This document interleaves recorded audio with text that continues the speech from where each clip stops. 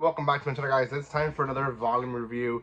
This is going to be on Kaiju number 8, volume 4. I do have volume 5 right here, which I will be reacting to or reviewing it later on. I'm going to put it here on the side actually to remember that I have to do that one. But Kaiju number 8 is actually also online through Shonen Jump. So if you guys want to read it there, you guys can. I'm not sponsored by them, so find it wherever you want. But I do buy the volumes. I like to collect a lot of these, and I'm already up to the 5th one. I think actually I bought the 6th one already. I believe so for my next manga haul. So there's that. Anyways, thank you guys so much for watching this. If you haven't done so by now, make sure you subscribe to my channel. Give some love by commenting, liking, and sharing. Like I said, I do have reviews on this, so volume 1, 2, and 3 are already reviewed here on my channel.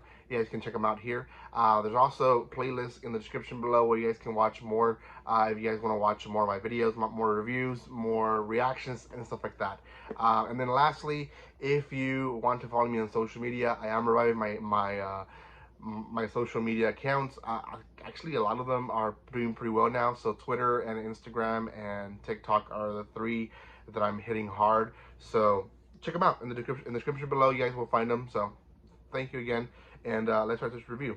So we have Hoshina, who is this main guy here in the cover. He's fighting a kaiju, which is immense, and he is losing. He pretty much is losing.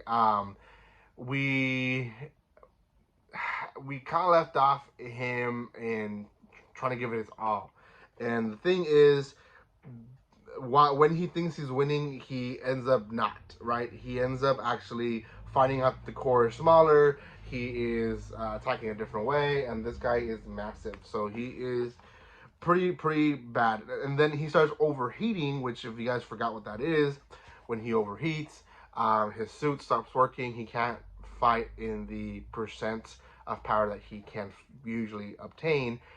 So they're limited to their time. So he definitely has some good moments in the fight, but at the very basically end, he comes to almost a conclusion of almost dying. Now, we do have the other girl who is pretty strong. She shows up before the captain shows up. Now, the captain shows up to save Hoshina, and the private Shinomiya, I believe is her name.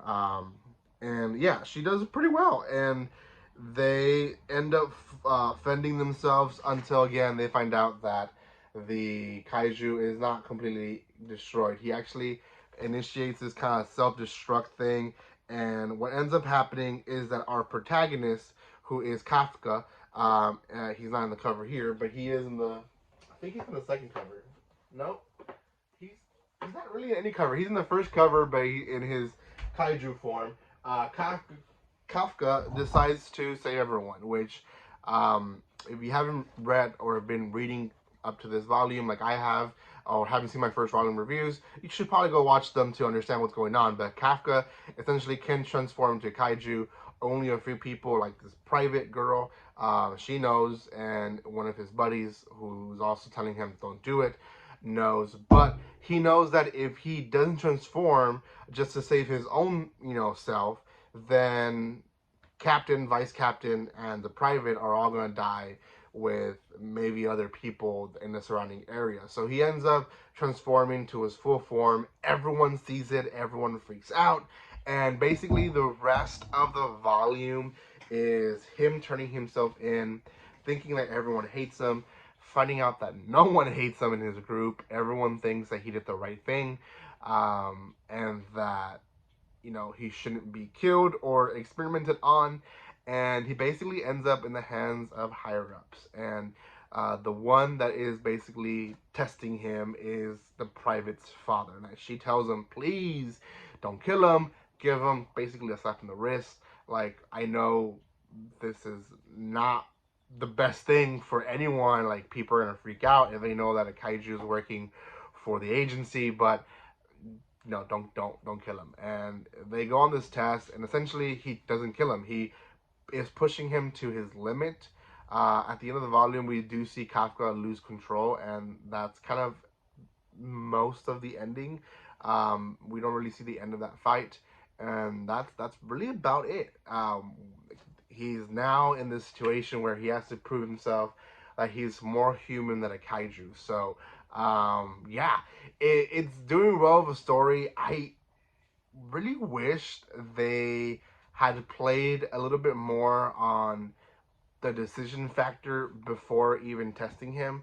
Um, it seemed like the conversation with the higher ups was pretty fast paced, and it was maybe 3-4 pages, and that's about it. And I kind of was expecting a little bit more discussion, more debate, what's going to happen to him, what they want to do, the different possibilities that, I know not everyone was in agreement with what they decided. I know someone maybe wanted to experiment on him. Someone maybe wanted to get rid of him immediately. I'm pretty sure maybe one even threw out the idea that everyone wanted was to maybe just, ignore the fact that what he is and accept that maybe he can be, a useful asset. So I think that's the direction they're going, but it wasn't really clear what was decided. So we'll see what happens in Volume 5. I'm excited to see how this story unfolds.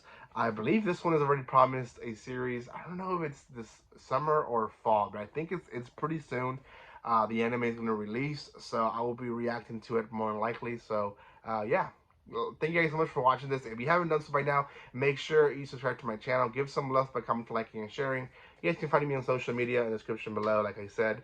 Let me know what you guys think on this series. Do you like it so far? I think you do. If you're watching up to this point, do subscribe. Yeah, I mean, that means that you probably like this content, right? So, thank you for love and support. And like always, don't be strangers. See you guys.